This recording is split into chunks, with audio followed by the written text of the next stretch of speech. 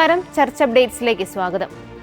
അരുണാചൽ പ്രദേശിലുണ്ടായ വൻ പ്രളയത്തിൽ മലയാളികളായ മിഷണറിമാർ ഉൾപ്പെടെ സേവനം ചെയ്യുന്ന പാഴ്സി പാർലോയിലെ സെന്റ് തോമസ് കത്തോലിക്ക ദേവാലയം പൂർണ്ണമായും ഒലിച്ചുപോയി. പള്ളിയോട് ചേർന്നുള്ള സെന്റ് തോമസ് സ്കൂളും ഹോസ്റ്റലും മഠവും വെള്ളത്തിനടിയിലാവുകയും കെട്ടിടങ്ങൾ തകരുകയും ചെയ്തു. നദി കരകവിഞ്ഞ് വെള്ളം ഇരച്ചു കയറിയതിന് തൊട്ടുമുമ്പ് വൈദികർ പള്ളിയിലെ സക്രാരിയും വിശുദ്ധ വസ്തുക്കളും സുരക്ഷിത സ്ഥാനത്തേക്ക് മാറ്റിയതിനാൽ പള്ളിയിലെ വസ്തുവകകൾ അധികം നഷ്ടമായില്ല. മലയോര മേഖലയിലെ പാവപ്പെട്ട കുട്ടികൾ പഠിക്കുന്ന ഈ മിഷൻ കേന്ദ്രത്തിനുണ്ടായ തകർച്ചയിൽ ഇറ്റാനഗർ രൂപത ബിഷപ്പ് മാർ ബെന്നി വർഗീസ് അതീവ ദുഃഖം രേഖപ്പെടുത്തി. ഇന്തോനേഷ്യയിലെ ഇക്കാത്തയിൽ നടക്കാനിരിക്കുന്ന 12ാമത് ഏഷ്യൻ മെത്രാൻ സമിതി പൊതുസമ്മേളനത്തിന് മുന്നോടിയായി സഭാംഗങ്ങൾ പരസ്പര ഐക്യത്തോടെ പ്രവർത്തിക്കണമെന്ന് ലിയോ 14 മാർപ്പാപ്പ ആഹ്വാനം ചെയ്തു.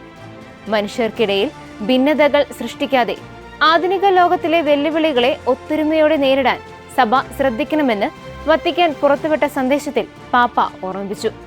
ചരിത്രപ്രധാനമായ ഈ സമ്മേളനത്തിൽ മാർപ്പാപ്പയുടെ പ്രത്യേക പ്രതിനിധിയായി കർദിനാൾ ഓസ്വാൾഡ് ഗ്രേഷ്യനെയാണ് നിയോഗിച്ചിരിക്കുന്നത്.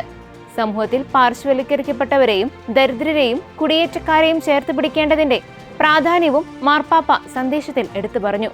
ജൂലൈ 20 മുതൽ 26 വരെ നടക്കുന്ന ഈ സമ്മേളനത്തിൽ പങ്കെടുക്കുന്ന ഏഷ്യയിലെ മുഴുവൻ വിശ്വാസികൾക്കും പാപ്പ തന്റെ അപ്പസ്തോലിക ആശീർവാദം നൽകി.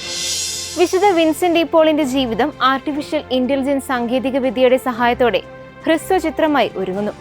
പാവപ്പെട്ടവരെ സഹായിക്കാൻ ജീവിതം സമർപ്പിച്ച് വിശുദ്ധ വിൻസെന്റ് ഡി പോളിന്റെ ആത്മീയ യാത്ര പുതുതലമുറയ്ക്ക് പരിചയപ്പെടുത്താനാണ് ഈ ചിത്രം യൂട്യൂബിലൂടെ റിലീസ് ചെയ്യുന്നത്.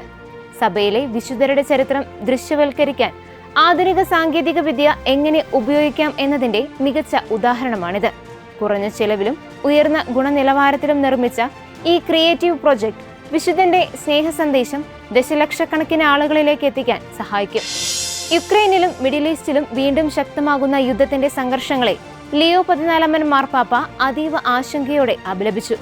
പ്രശ്നങ്ങൾ പരിഹരിക്കാൻ യുദ്ധമല്ല, മറിച്ച് സമാധാനപരമായ ചർച്ചകളാണ് ആവശ്യമെന്നും വിശ്വാസികൾ ആരും തന്നെ ഒരിക്കലും യുദ്ധത്തെ പ്രോത്സാഹിപ്പിക്കരുതെന്നും സന്ദേശത്തിൽ പാപ്പ ഓർമ്മിപ്പിച്ചു.